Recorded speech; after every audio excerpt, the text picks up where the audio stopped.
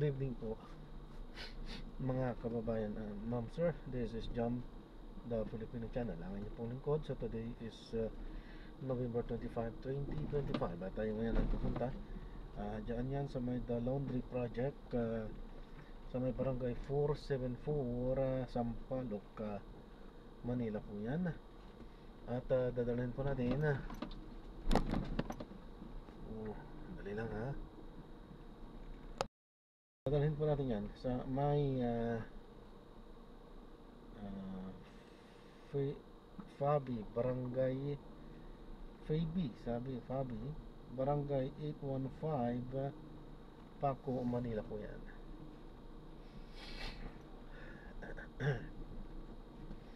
So magbabalik po tayo mamaya konti po pag nakakuha na po natin sila. Disclaimer lang po, ang content po natin ay kalsada at hindi ang passenger. Kaya naman sakali man po na may marinig kayo mga pangalan ng lugar, pangalan ng tao, pangalan ng organizations, government o private man yan, ay wala pong kinalaman ng channel na ito. At wala pong pinapatungkulan. Lahat po ng pinag-uusapan dito ay pawang dito lamang po yan sa loob. At wala pong pinapatungkulan sa labas. Okay po. So magbabalik po tayo mamaya unti pag nakuha na po natin sila.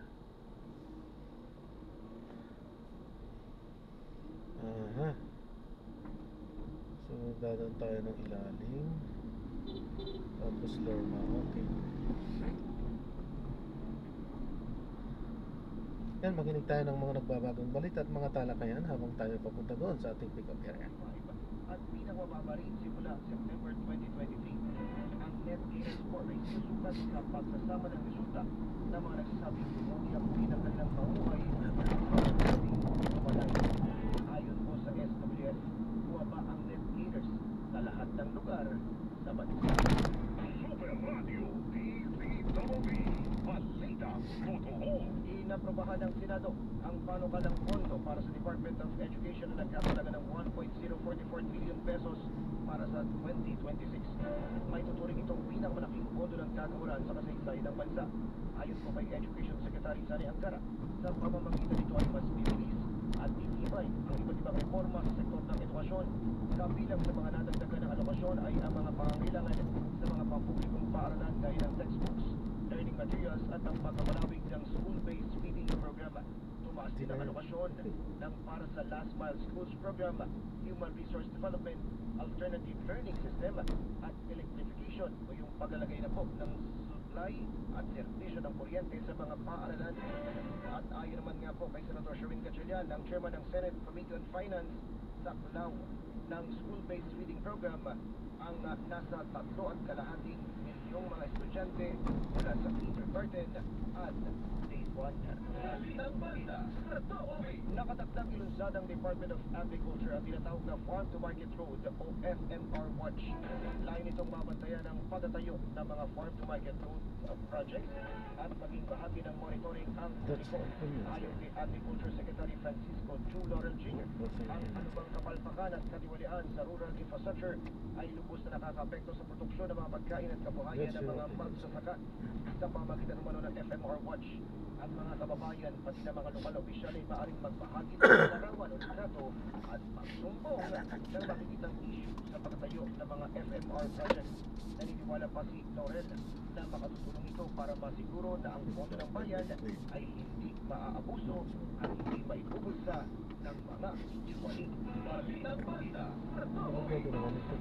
pa nung nakausap ni dating Congressman Saldico si Pangulong Bongbong Marcos kaugnay sa pagsisingit ng pondo sa 2025 national budget.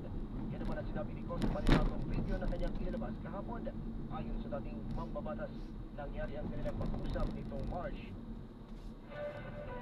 Ang nag-ayos ng aming meeting noong March 2025 sa 1201 Aguado Street, tapat ng Malacanang, Gate 4. Pero sa halip na kumalma ang Pangulo, lalo lang siyang nadalim sa halip na ipanggi o linawin tungkol sa 100 billion insertion.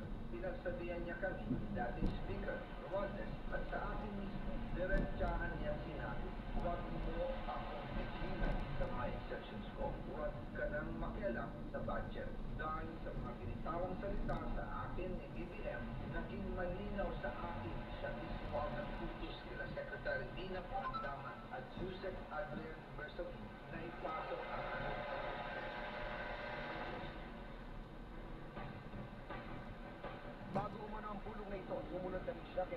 Marcos noong Pebrero. Doon umano niya ipinaliwanag na ginagawa niya lang ang mga utos nito kaugnay sa insertions na sinasabi umano ng Pangulo na hindi na niya makilala. Sinabi pa nito na maliban sa 100 billion pesos na mga proyektong ipinasingit sa budget, may dagdag na hilit pa umano ang Pangulo na 50 billion pesos sa kanilang mga proyekto.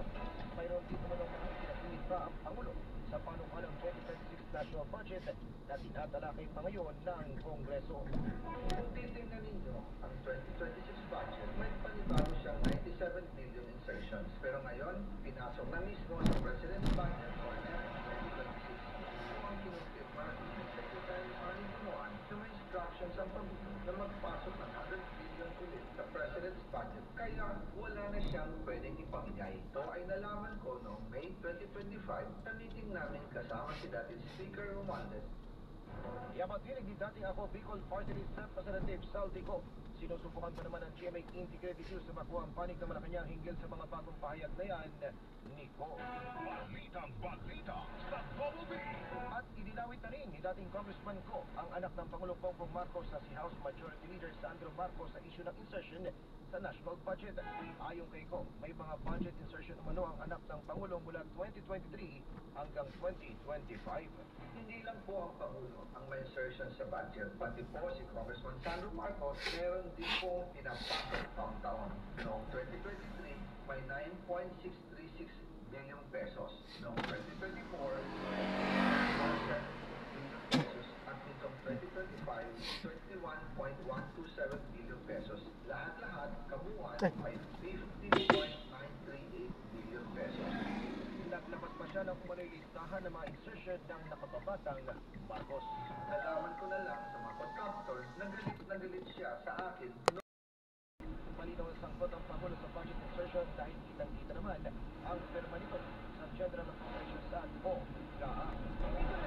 Sabihin at asali yung Pangulo dahil nakikitang-kita naman namin kanino pong firma ang ebidensya ng kanyang participation is yung firma niya nag-aas. Sinabi rin ng Vice Presidente na naging daan ng budget insertions kept na pontuhan ng mga flood control projects na nadiskubring ghost at substandard. Sa kabila nito, nilinaw niya na wala siyang balak na maghain ng impeachment complaint laban sa Pangulo. Pero handa umano siya na pumalik sa pwesto bilang Pangulo sakaling kailanganin. There is no question about my readiness. I presented myself to you when I was a candidate for Vice President with the understanding that I am the first in line in succession. Pinresent ako sa inyo, tumakbo ako bilang Vice President. Pinresent ako sa inyo yun, ang sarili ko at alam ko na first in line ako sa succession. Muli patinig ni Vice President Sara Duterte, sinusubukan pa rin ang GMA Integrated News na makuha ang panig ng Malacanang tungkol dito. Ngayon nakikinig sa Balitang Balita sa Double B. Sa kabilang banda, nalaman umano ni Pangulong Bongbong Marcos ang tungkol sa insertion sa 2025 national budget kaya pinigilan niya ang mga pondong na flag ng ektibo bilang katulad-tuda. Yan naman po ang sinabi ni Nabota City Representative Tommy Chanco sa panayam ng Super Radio DCWB. Alam niya yung mga insertion kasi di ba yun yung naging role ko nung Marso eh. Kasi nung January, di ba pinahold lahat? So yung Senate, binigay nila yung listahan na within 3 days. Yung House, 3 buwan na hindi binibigay. So yun yung naging role ko ng January pag-aralan. And as of July 29, after the SONA, may nakahold pa dyan na 80 billion na hindi na talaga i-release eh. Because yun yung kaduda-dudang mga proyekto, no? Yapang tinig ni Nabota City Representative Toby Chanco. Ayon pa kay Chanco, kaya mayroong 80 bilyong piso na hindi na-release sa national budget kasunod ng deliberasyon ng Bicameral Conference Committee ay dahil na-flag ito bilang katudududa. Naniniwala umano si Chanco na nakagawa pa sana ng hakbang ang Pangulo para pigilan ang pagpapalabas sa ibang pondong kalaunay na sangkot sa isyu ng kickback na nagpahamak sa administrasyon. Nilinaw rin ni Chanco na hindi niya ito ginagawa para depensa ng Pangulo kundi para sabihin lamang kung ano ang tunay na nangyari. Muli po, sinusubukan pa ng GMA Integrated News na makuha ang panig dito ng Malacanang. Balitang Balita sa Double B. Kausapin pa rin po ng mga umuling anomalya. Sa iba't ibang mga proyekto, humarap sa Independent Commission for Infrastructure o ICI sina Quezon City 1st District Representative Arjo Atayde at Caloocan City 3rd District Representative Dean Asisio. Sa kanilang pagharap sa komisyon, itinanggi ng dalawang kongresista ang akusasyon ng mag-asawang Curly at Sara Diskaya na humingi pa na sila ng kickback sa mga flood control project project na aabot sa 10 hanggang 25%.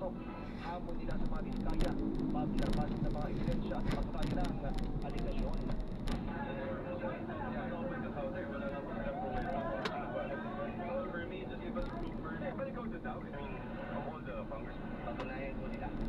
Yung mga manatiling nila Quezon City 1st District Representative Arjo Atayde at Caloocan City 3rd District Representative Bing Asisio. Muli po, sinusubukan pa naman ng GMA Integrated News na makuha ang panig ng mga Diskaya hinggil dito. Balitang balita sa Double B. Sa iba pang mga balita mga kapuso, kinewestiyon naman ni Senador Panfilo Lacson ang paglobo ng pondo para sa AIX o yung Assistance to Individuals in Crisis Situation tuwing panahon ng eleksyon. Ang AIX ay isang programa ng DSWD na nagbibigay ng medical, burial, transportation, education, food o financial assistance sa mga kwalipikadong individual. Ayon po sa Senador, ang 23.6 billion pesos na AIX noong 2021 ay tumalon sa 39.8 billion pesos noong eleksyon o noong panahon ng eleksyon ng taong 2022. Bumaba naman ito sa 36.8 billion pesos at 34.3 billion pesos noong 2023 at 2024. Pero nitong nakalipas na 2025 na election year muli, lumobo na naman ang pondo ng AIX na umabot sa 44.4 billion pesos. Ginagamit ito sa politika, not really intended na tulungan yung talaga nangangailangan. So hindi ito driven ng need, hindi driven ng politics. Baka maraming legislators na nagre-request pag-election year, di ko alam, no? Baka ganon ang nangyayari. Exactly my point, Mr. President. Yapapilig nila Senador Panfilo Lacson at Senador Pia Cayetano. Sinabi ni Lacson na pinakamalaking nakatanggap ng pondo para sa AIX ngayong 2025 ay ang una at ikalawang distrito ng Davao City, habang pinakamaliit naman ang ilaan sa una at ikalawang distrito ng lalawigan ng Sulu. Matatandaan ng kapatid ni Vice President Sara Duterte na si Congressman Paulo Duterte ang nanalo ng eleksyon 2025 sa unang distrito ng Davao City, habang ang pamangkin niya si Omar Duterte ang nanalo sa ikalawang distrito. Super Radio DZBB. Balita totoo. Ginamit ang Assistance to Individuals in Crisis Situation o AIX para pondohan umano ang mga congressional candidate ni dating House Speaker Martin Romualdez. Yan naman po ang pahayag ni Vice President Sara Duterte.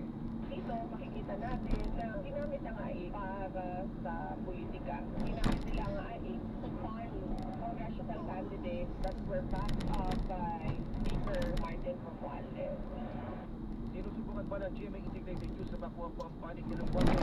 Hiling naman ang pangalawang Pangulo, silipin din kung magkano ang nakuha ang pondo ng AIX sa iba pang mga congressional district na may kongresistang pumirma sa impeachment complaint laban sa kanya.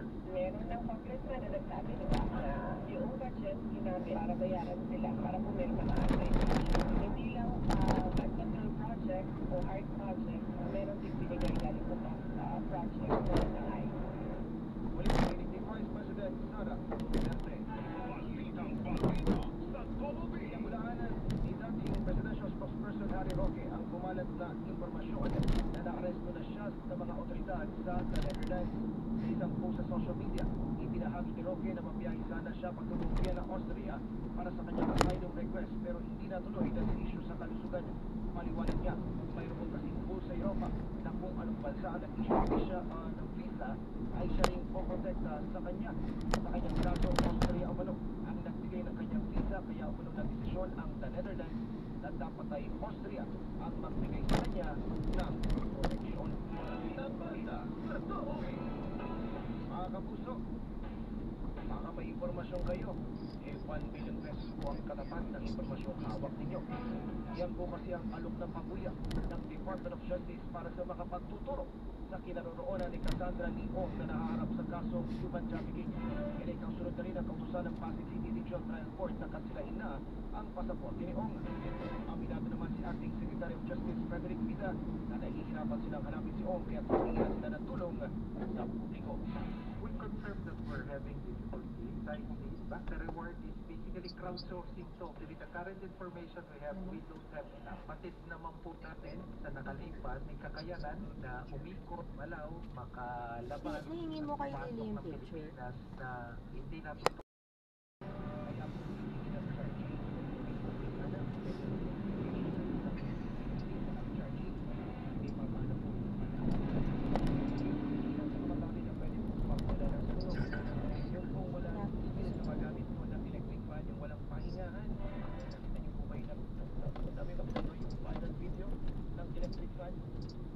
Grab na wala pong tao sa bahay. Na parang CCTV lamang ang siya pong nagamit para makita kung paano nagkaroon ng sunog. Yun po yung ilan sa mga paalala ng Bureau of Fire Protection. Lalo nga po at ito po mga pagulan-ulan nito ay isa rin po sa mga nakaka-apekto sa mga kawat po ng kuryente, yung mga napapabad sa init ng araw pagkatapos mababasa, mari din po pagulan ng sunog. Mauri-uri po yung mga paalala ng mga miyembro ng PFP, lalo tigit mga kapuso. Nagdadala sa pangasiwang palad, pinapahuli kahapon dyan po sa Barangay Pag-asa sa Quezon, dito sa Quezon City, ay wala pong nasaktan na direktang may kinalaman sa pagsiklab ng apoy.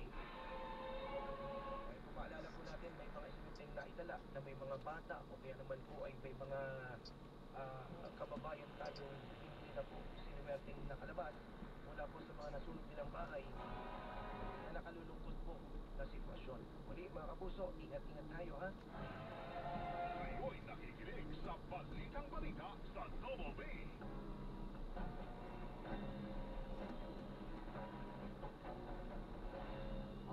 Kanina po nabasa natin yung balitang ito na may kinalaman po sa mga kababayan natin na nagsabing bumuti o kaya po ay hindi bumuti o kaya naman po ay nagsabing wala namang pagbabago. Nakakalungkot lang ito habang pinoproblema po ng marami ayong kanila po pagkain sa araw-araw. Ang naririnig po nating mga impormasyon at ang naririnig po nating mga balitaktakan, mga palitan po ng akusasyon ay may kinalaman sa bilyong-bilyong piso na kung sino man po ang talagang may kasalanan lumalabas at iilan lang ang nakinabang habang mas marami po ang nagtitipid sa mga daan-daang piso sa mga barya at pag sinuwerte po ay libo yung higit pong mas kakaunti mga mailan-ilan ang pinag-aawayan po ngayon at kanya-kanyang tanggihan ay may usapin pong nagkakahalaga ng 10 piso. Batay po sa survey ng SWS, ito pong nilabas nila. Batay po sa survey nila noong September, lumalabas mga kapuso bagamat may 30% ng mga Pilipino ang nagsabing mas bumuti ang uri ng kanilang ng PCW, mas napipilitang maging makatao at accountable ang mga institusyon at mas nagiging malinaw sa bawat Pinay na hindi sila kailanman nag-iisa. Inikayat ang Pangulo ang bawat mamamayan, lider at lingkod bayan na protektahan at pakinggan ang mga babae. Dapat aniya ay gawing normal ang respeto. Sa buhay araw-araw ang consent at tutulan ang mga salitang nakakasakit at asal na nagre-resulta sa karahasan. At yan ang balitang kumpirmado sigurado. Ito ang Radyo Patrol from Garner, EDMM. Maraming salamat Radyo Patrol, Joe Garner! At may nangyari, nakareport agad ang Daily CNN. Ang sikip-sikip ng kalsada dito. Talagang ang mga pinapapasok pa talaga. Hindi nila kaya intindihin yung kalagayan ng driver. Ang hirap. Saglit, malapit lang naman sa kanto to. Wala namang dala. Dapat pag wala nang dala willing silang maglakad na sa kanto na lang sa bibihira talaga ngayon taong gano'n.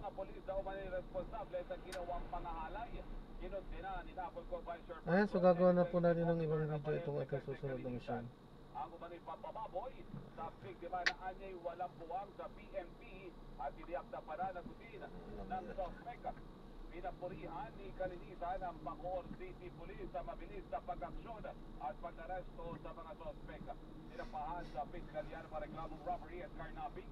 Sabing apat na pulis habang sinampahan din ng rape at deliver na isang police lieutenant.